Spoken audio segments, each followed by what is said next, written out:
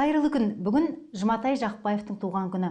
Ақынды еске алу мақсатында отбасына келдік. Қайырлы күн, Зайда апай. Рахмет, айналайын. 1997 жылы жарыңызға арнап менің ертегім атты естелік есте шығардыңыз. Ал ағаға жыр арнадыңыз ба? Әрине арнадым. Мынау Зайда ғұмыр деген кітабым 40 мың жол, махаббат пен мұң деген рухпен сырласу 4 кітап арнадым.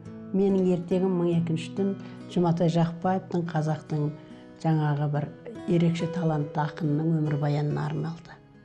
Тәңіріме даусым жетер ме менің, жетер ме саған ар үнім, туыңды сенің көтерген едім жарығым. Ғасырдан ана ғасырға озып, жетелеп сені барамын, саусағын анау жасынға созып, толады мұңға жанарым. Жылжиды жылдар ізіңді өшіріп, аспанға жазып атыңды, кешегі жазған бүгін көшіріп, отырмын саған қатымды. Ғасырды басып, ғасырдан озып, ізіңнен сенің келемін, қайтейін мәңгі басымда тозды, сен салған аппақ желегім. Маған ақынсың деп жатса ұяламын. Ақындық деген жақсы адам деген сияқты естіледі дейді екен. Неге олай айтқанын түсіндіріп бере аласыз ба?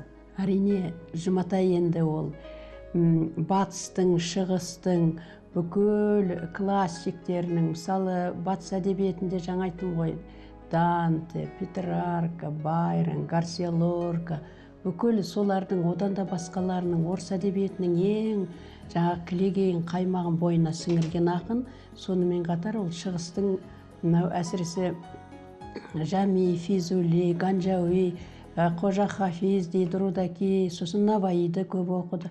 Әлем ақындарының үлкен мектебінен өтіп дайындықпен келді. Ол әрқашанда өзінің шығармашылығына үлкен жауапкершілікпен қарады. Сондықтан да Жұматай бұл қазақ поэзиясына ешкімге ұқсамайтын өз үнімен, өз ертегісімен, өзінің аңызымен, кенезиренімен, ләйләсімен келді. Өзіңіз айттыңыз, күйшімін деді, өксімен жыршымын деді, ат баптаған, тіпті жақсылап жұдырықтаса алатын да қасиеті болған десе. Тағы қандай жұрт білмейтін қыры болды ол кісінің? Ол француз тілін өте жетік білген, содан кейін ол жақсы сурет салған, жақсы математик болған. Ол мысалы өз күлетін, мен егерде жаңадай ақын болмасам, мүмкін жақсы математик болар едім, мен мүмкін жақсы боксер, жақсы спортшы болар едім деп, онда өте көп өнер болды. Сонымен қатар оның жаңағы бізде көбінесе жаңағы білім жетіспей жатады ғой, айтады ғой, талант 1%, еңбекпенен жаңағы білім 99% дейді. Осы жағынан ол бұл дүниеден өткенше оқып өтті. Философияны да терең білді. Одан кейін біздің өмір бойы Ілияс Жансүгіровті басына жастап өтті, Алдаспанды басына жастап оқыды. Өмір бойы қазақтың жырауларын, өткен кеткен тарихын халқымыздың өте жақсы білді. Муза дегенде жаңағы Петрарканың Лаурасы, Жұматайдың Ләйләсі деген тіркесті жиі естиміз. Сол музасына айналған Ләйләға деген қызғаныш болды ма? Болса, қалай жеңдіңіз оны? Жұматай маған дос болып келді. Зайда, екеуміз дос болайықшы. Сен де ақынсың, мен де ақынмын ғой. Сен маған дос болшы, жар болшы деді. Өйткені менің Ләйләмді сенен басқа ел түсінбейді деді. Жұматайдың Ләйләсін оның образы ретінде қабылдадым. Жұматайдың өмірінде Ләйлә болды, ол оны 3 рет көрдім деді. Петрарканың өмірінде Лаура болды, ол оны 3 рет көрді. Яғни бұл ақынның қиялы болды. Ең бастысы ол қызды көрді, бірақ оның өмір бойы жетелеген қиялы болды. Ол мұңын да, қуанышын да Ләйләнің образына берді. Келер күнім, келер, олдағы бір қаралы шеру шығар жолға әлі. Сол кездері жан баласы жыламай, Ләйлә жалғыз сен өксісең болғаны деп оны менің көз алдымда жазды. Өйткені мен оны ақындық жүрекпен түсіндім, ақындық жүрекпен жақсы көрдім, оның ақын серігі болдым. Сол Ләйлә үшін мен Жұматайды сыйладым.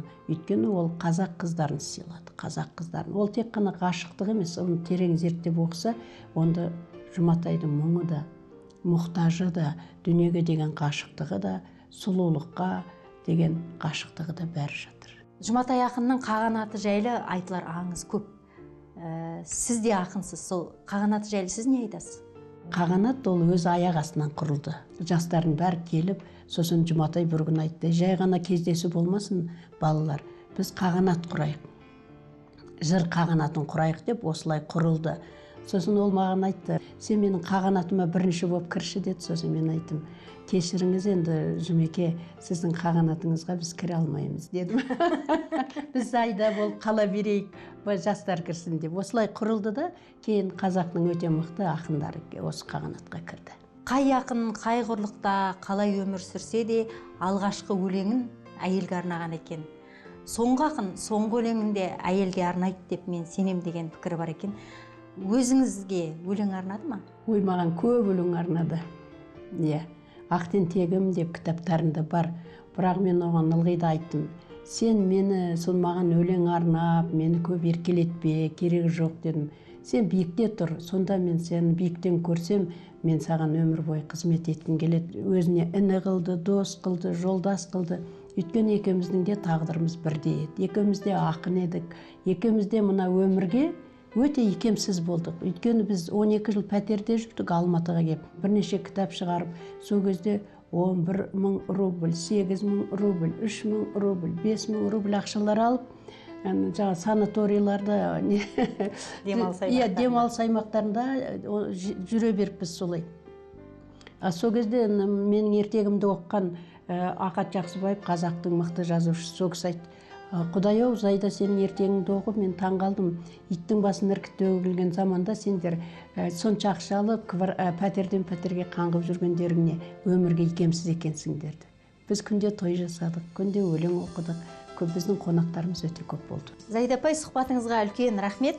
Өзіңізге шығармашылық табыс, отбасыңызға амандық тілейміз. Рахмет айналайын, бақытты болыңдар. Құрметті көрермен, сіздер Жұматай Жақыпбаевтың жары ақын Зайда Елғондинованың сұхбатына куә болдыңыздар. Ұлттық арнадан алыстамаңыздар.